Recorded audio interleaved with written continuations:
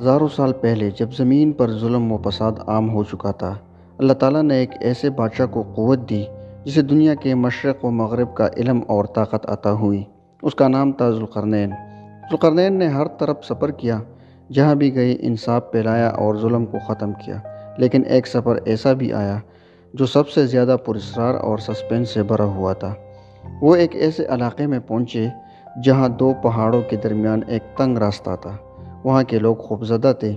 انہوں نے عرض کیا، اے ذوالقرنین، یاجوج و ماجوج اس راستے سے نکل کر ہمارے شہروں کو تباہ کر دیتے ہیں، کیا آپ ہماری مدد کر سکتے ہیں؟ ذوالقرنین نے فرمایا، اللہ نے جو کچھ مجھے عطا کیا ہے وہ کافی ہے۔ تم مجھے لوہے کے ٹکڑے لا دو۔ لوگ حیران رہ گئے، لوہا، اس کا کیا کریں گے؟ ذوالقرنین نے ان ٹکڑوں کو پہاڑوں کے بیچ بھرنا شروع کیا، پھر آگ جلائی۔ جب لوہا سرخ ہو گیا تو فرمایا، اب پگھلا ہوا تانبا لاؤ۔